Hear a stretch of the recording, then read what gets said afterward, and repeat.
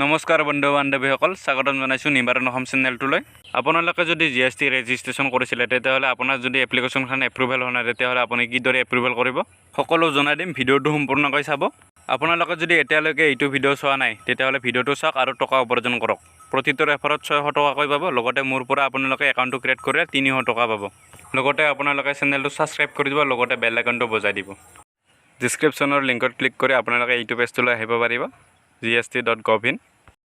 আপোনালোকে যদি এতিয়ালৈকে GST ৰেজিষ্টাৰ কৰা নাই তেতিয়াহ'লে ভিডিঅ' আপলোড কৰি থৈ দিয়া আছে, আপুনি ভিডিঅ'টো চাই GST ৰেজিষ্টাৰ কৰিব পাৰিব অতি সহজতে। যিসকলে GST ৰেজিষ্টাৰ কৰিছিলে তেওঁলোকৰ বৰ্তমান এপ্লিকেশ্যন ফৰ্মখন এপ্ৰুভেল হোৱা নাই, তেওঁলোকে কিদৰে এপ্ৰুভেল কৰিব অতি সহজতে মই সকলো জনাই দিম। ভিডিঅ'টো সম্পূৰ্ণকৈ চাব। আপোনালোকে ছাৰ্ভিচত ক্লিক কৰি দিব, ৰেজিষ্ট্ৰেশ্যনত ক্লিক কৰি আকৌ আপুনি নিউ ৰেজিষ্ট্ৰেশ্যনত ক্লিক কৰি দিব আৰু এনেকৈ নিউ ৰেজিষ্ট্ৰেশ্যন পেজটো অ'পেন হ'ব। মই আগতে নিউ ৰেজিষ্ট্ৰেশ্যন কৰিছোঁ। এতিয়া মই TRN নম্বৰ অৰ্থাৎ টেম্পৰাৰী ৰেফাৰেঞ্চ নম্বৰ চিলেক্ট কৰিম। আপুনিও টেম্পৰাৰী ৰেফাৰেঞ্চ নম্বৰ চিলেক্ট কৰি ল'ব আৰু আপোনাৰ GST ৰেজিষ্টাৰ কৰা TRN নম্বৰটো এইটো বক্সত বহাই দিব আৰু তলত আপোনাৰ কেপচাটো আপুনি এইটো বক্সত বহাই প্ৰচিড অপশ্যনত ক্লিক কৰি দিব। ভেৰিফাই OTP পেজটো অ'পেন হ'ব। আপোনাৰ মোবাইল নম্বৰত যোৱা OTPটো নহ'লে আপোনাৰ ইমেইল আইডিত যোৱা OTPটো আপুনি ইয়াত বহাই প্ৰচিড অপশ্যনত ক্লিক কৰি দিব আৰু আপোনাৰ সন্মুখত GST ৰেজিষ্ট্ৰেশ্যনৰ এপ্লিকেশ্যন ষ্টেটাছটো শ্ব' হ'ব। আপুনি কাৰেকশ্যন ডেট দেখিব, লগতে ফ্ৰম ডিছক্ৰিপশ্যন, এক্সপাইৰী ডেট, লগতে আপোনাৰ ষ্টেটাছটো শ্ব' হ'ব ইয়াত আৰু একশ্যন বুলি থকা আপোনাৰ পেঞ্চিল ডালত ক্লিক কৰি আপোনাৰ যদি কিবা ভুল হৈছে তেতিয়াহ'লে আপুনি শুদ্ধ কৰি ল'ব পাৰিব।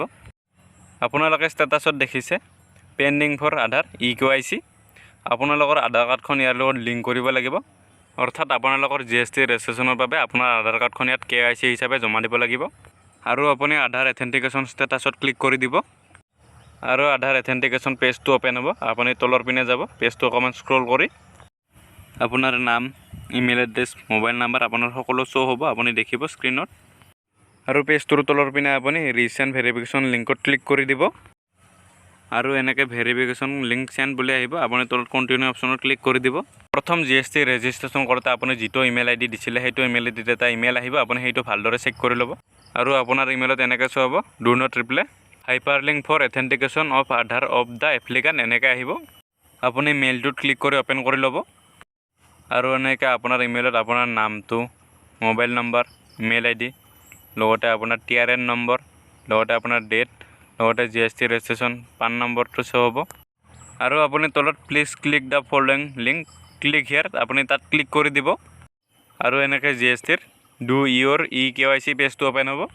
আপোনাৰ TRN নংটো শ্ব' হ'ব, লগতে আপোনাৰ লিগেল বিজনেছ নেমটো শ্ব' হ'ব, লগতে প্ৰাইমাৰী অথৰাইজ নেমটো শ্ব' হ'ব, লগতে আপোনাৰ ৰেজিষ্ট্ৰেশ্যন এপ্লিকেশ্যন নামটো শ্ব' হ'ব আৰু আপুনি পেজটো অকণমান স্ক্ৰল কৰি তলৰ পিনে যাব আৰু ইয়াত ইংলিছ আৰু হিন্দীত প্ৰমাণীকৰণৰ বিষয়ে লিখা আছে। আপোনাৰ নাম, আপোনাৰ date of birth, mobile number, Aadhaar number, photo, email address.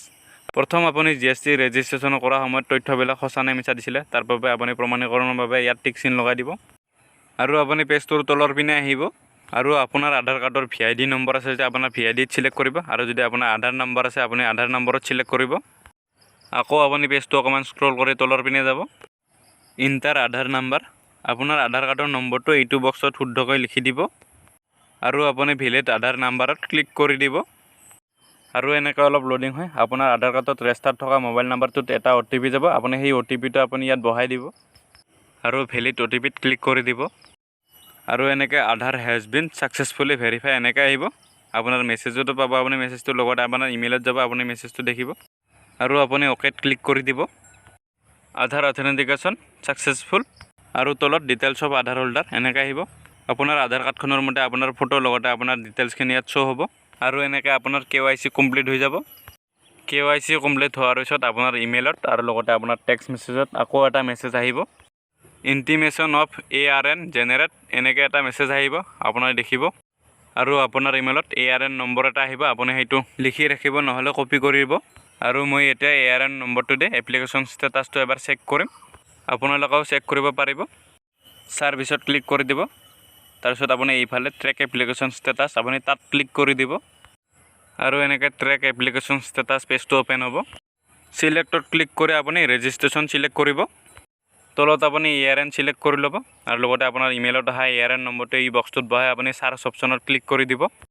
যদি আপোনাৰ সন্মুখত প্লিজ ট্ৰাই আফটাৰ চাম টাইম এনেকৈ শ্ব' হয় তেতিয়াহ'লে আপুনি তেতিয়াহ'লে আপুনি 5 বা 6 ঘণ্টাৰ পিছত এবাৰ চেক কৰি ল'ব আপোনাৰ ARN নম্বৰটো ইয়াত বহাই আৰু এনেকৈ আপোনাৰ GST ৰেজিষ্ট্ৰেশ্যন এপ্ৰুভেল হৈ যাব আৰু আপোনালোকৰ কিবা সুধিব লগা থাকিলে তেতিয়াহ'লে কমেণ্ট কৰি জনাব আপোনালোকে যদি এতিয়ালৈকে এইটো চেনেল ছাবস্ক্ৰাইব কৰা নাই তেতিয়াহ'লে ছাবস্ক্ৰাইব কৰি দিব লগতে বেল আইকনটো বজাই দিব ভিডিঅ'টো সম্পূৰ্ণকৈ চোৱাৰ বাবে ধন্যবাদ